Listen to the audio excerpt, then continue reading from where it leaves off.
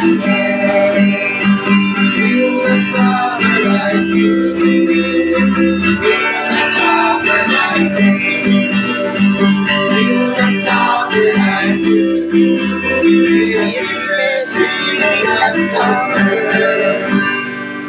let's pray once again, Lord, as we come to you this morning. Nagpapasalamat kami, Lord, ito yung grasya.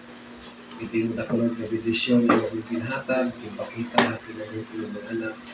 Salamat, Lord, ng kadaugan. Salamat, Lord, ng accomplishment. Salamat, Lord, ng pagpaliyong kami ng mga butang. Mayaon ka, Lord, na rin kung kawa at kapapos sa kailangan. Lord, as we come to you this morning, once again, susunod sa pinabuhi.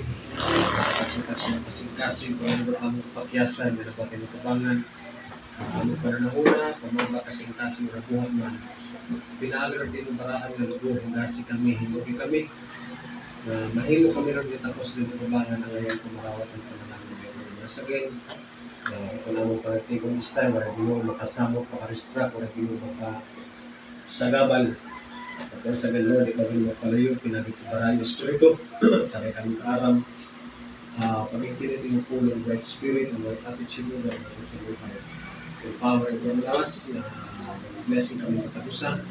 Pag yun naman blessing na yung pagkasipahan, na pamalagi ko na panagtiko, makapalatikumanan, na pag-umaginoogon, mag-umaginopos, mag-magnify, mag-glorify, ang kanilang butang.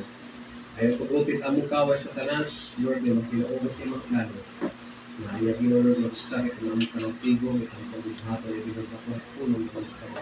Sa akin, kailing adlaw na domingo, ito ng mga umaya ka, mga pinabuhi, ito ng makita, that you are the true and the living God, na ang nalita. So that, as we have this Sunday service, in Jesus' name. Amen.